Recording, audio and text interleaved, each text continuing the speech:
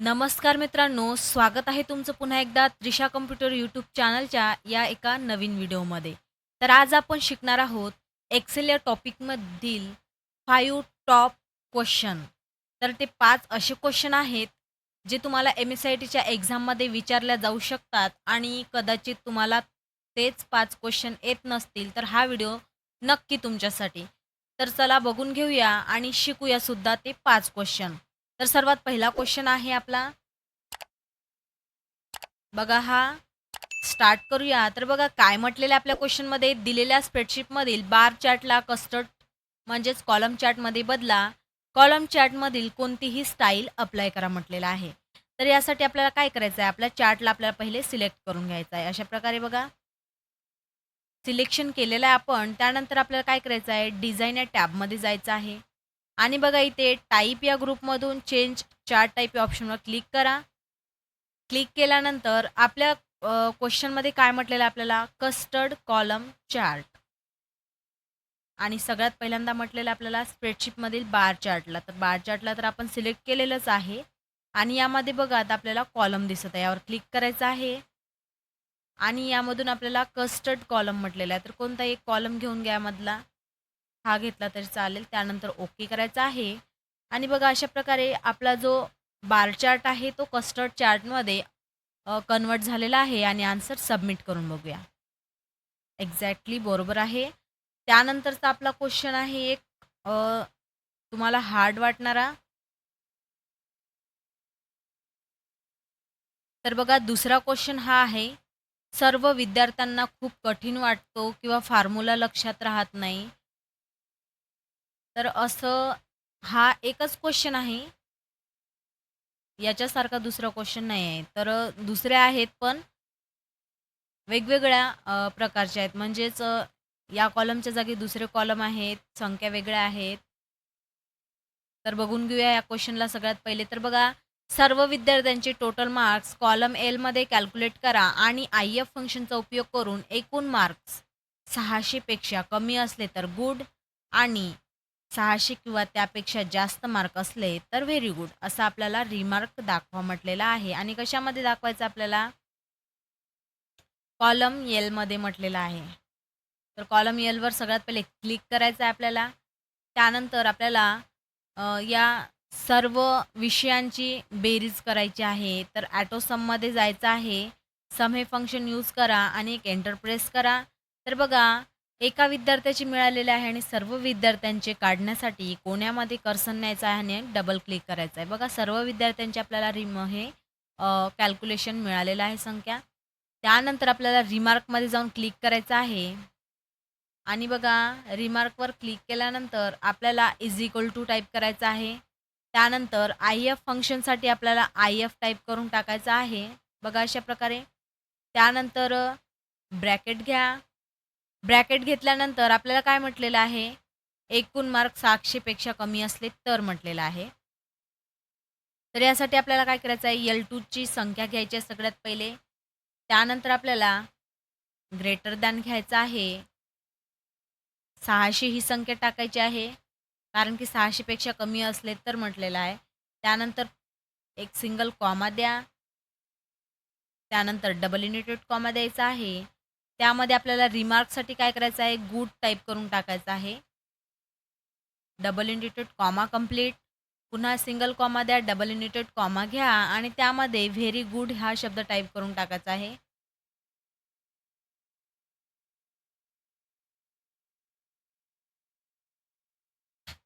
बघा अशा प्रकारे डबल युनिटेड कॉमा कंप्लीट करायचा आहे.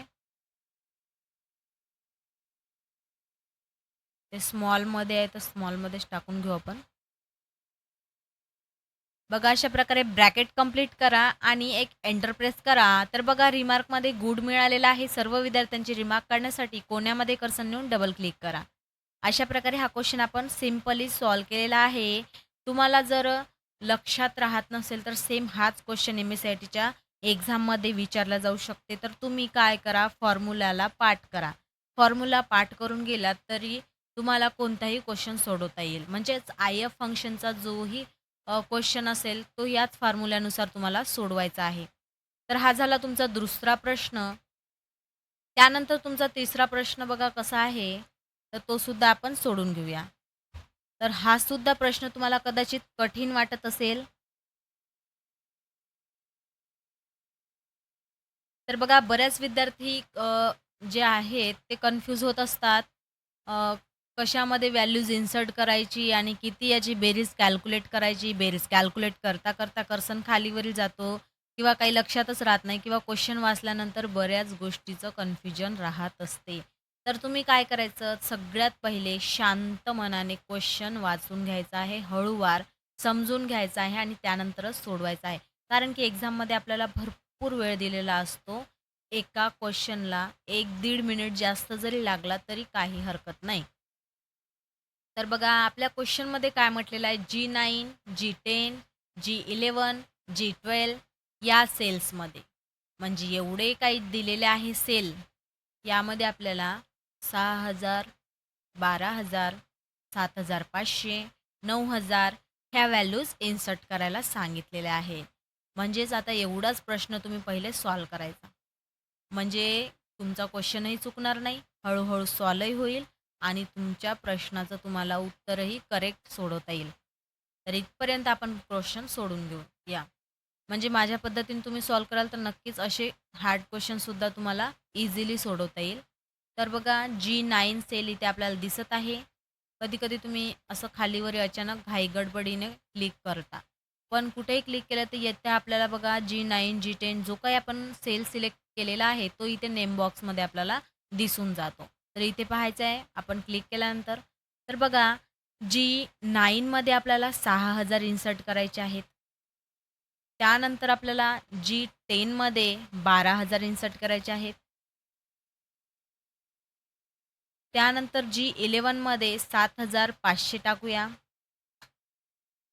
त्यानंतर G12 9,000 टाकायचे आहे. बघा 6,000 पासून 9,000 पर्यंत म्हणजे आपण चारही व्हॅल्यूज इन्सर्ट केलेल्या आहे ते सांगितल्याप्रमाणे. तर आता इथपर्यंत आपला प्रश्न तर झाला सॉल्व्ह. त्यानंतर काय म्हटलेलं आहे, व्हॅल्यूज इन्सर्ट केल्यानंतर G9 पासून तर G11 पर्यंत. कधी-कधी दुसऱ्या जे क्वेश्चन असतात अदरवाईज, तर त्यामध्ये आपल्याला डायरेक्ट असं दिलेलं असते, की G9 पासून G11 या सेल रेंजमधील बेरीज कॅल्क्युलेट करा. तर तसंच समजून घ्यायचं आहे. इथून पहिला प्रश्न, हा दुसरा असं समजून घ्या आणि सोडवा. तर बघा G9, G11 पर्यंत आपण काय म्हटलेलं आहे, यांची बेरीज काढा म्हटलेलं आहे फंक्शनचा उपयोग करून आणि G15 या सेल रेंजमध्ये डिस्प्ले करा. तर G15 डायरेक्ट क्लिक करायचं आहे आपल्याला. बघा इथे दिसत आहे G15. त्यानंतर एडिटिंग या ग्रुपमध्ये ॲटोसमच्या ऑप्शनवर क्लिक करा, सम फंक्शन घ्या आणि आपल्याला किती सांगितलेल्या क्वेश्चनमध्ये G9 पासून G11 पर्यंत बघा. G9 ते G11च, G12 नाही.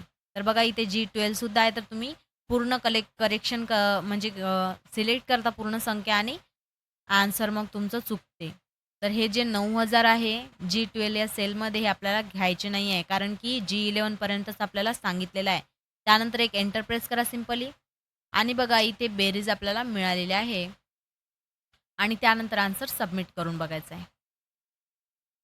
बरोबर आहे. तर हा झाला तिसरा क्वेश्चन. त्यानंतरचा क्वेश्चन आहे बघा. हां. दिलेल्या स्प्रेडशीटमध्ये सेल N4 IF फंक्शन वापरा आणि जर सेल J4ची किंमत 50 पेक्षा अधिक असेल तर रिझल्ट ट्रू दाखवा. तर हा खूप सोपा प्रश्न आहे. N4 क्लिक करायचा आहे. इज इक्वल टू टाईप करा. त्यानंतर IF फंक्शन टाकायचं आहे. IF फंक्शनसाठी IF त्यानंतर ब्रॅकेट घ्या. ब्रॅकेट घेतल्यानंतर आपल्याला J4ची किंमत काढायची आहे. 50 पेक्षा अधिक असेल तर ट्रू दाखवा म्हटलेलं आहे. मग J4 घ्या. त्यानंतर इथे आपल्याला लेस दॅन टाकायचं आहे. त्यानंतर बघा 50 ही संख्या टाईप करून टाका. त्यानंतर कॉमा द्या. Double inverted comma. True type करून टाकायचं आहे. Double inverted comma complete. पुन्हा सिंगल कॉमा द्या. डबल युनिटेड कॉमा द्या आणि फॉल्स सुद्धा आपल्याला टाकायचा आहे.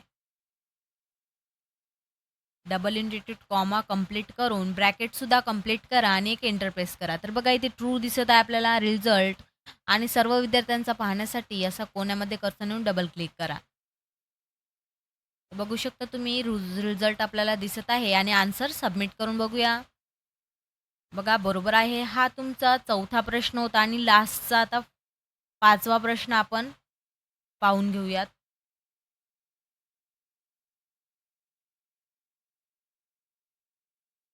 चॅनलवर जर तुम्ही नवीन असाल मित्रांनो तर प्लीज चॅनलला सबस्क्राईब करा आणि व्हिडिओ आवडल्यास नक्कीच व्हिडिओला लाईक करा. तर बघा शेवटचा हा 5वा प्रश्न बघा. IF फंक्शन वापरून कॉलम जी मध्ये YTDची गणना करा. जर ॲक्च्युअल अमाऊंट रिक्त असेल तर फॉरकास्ट अमाऊंट प्रविष्ट करा अन्यथा ॲक्च्युअल अमाऊंट प्रविष्ट करा म्हटलेला आहे. म्हणजेच ॲक्च्युअल अमाऊंट नसेल त्याऐवजी दुसरी असेल तर फॉरकास्ट अमाऊंट घ्या आणि फॉरकास्ट असेल तर ॲक्च्युअल अमाऊंट प्रविष्ट करा असं म्हटलेलं आहे. तर YTDमध्ये क्लिक करायचं आहे आपल्याला. त्यानंतर इज इक्वल टू टाईप करायचं आहे आपल्याला. IF फंक्शन म्हटलेलं आहे त्यानुसार IF टाका. ब्रॅकेट घ्यायचं आहे. ब्रॅकेटमध्ये आपल्याला सगळ्यात पहिले ॲक्च्युअल अमाऊंट घ्यायची आहे. ॲक्च्युअल अमाऊंट घेतल्यानंतर आपल्याला ग्रेटर दॅन टाकायचं आहे. 0 घ्या. त्यानंतर कॉमा द्यायचा आहे आणि पुन्हा ॲक्च्युअल अमाऊंट घ्यायची आहे. पुन्हा एक कॉमा देऊन फॉरकास्ट अमाऊंट घ्यायची आहे आणि ब्रॅकेट कंप्लीट करायचं आहे आणि एक एंटर प्रेस करा. तर बघा अशा प्रकारे आपल्याला मिळालेले आहे ॲक्च्युअल अमाऊंट आणि सर्व यांची काढण्यासाठी कोण्यामध्ये कर्सर नेऊन डबल क्लिक करा आणि आपला आन्सर सबमिट करायचा आहे. तर बघा अशा प्रकारे एक्सेलचे टॉप 5 क्वेश्चन मी तुम्हाला समजून सांगितलेले आहे. व्हिडिओ आवडल्यास व्हिडिओला लाईक आणि चॅनलला सबस्क्राईब करा. तर भेटूया अशाच पुन्हा एका नेक्स्ट व्हिडिओमध्ये. बाय.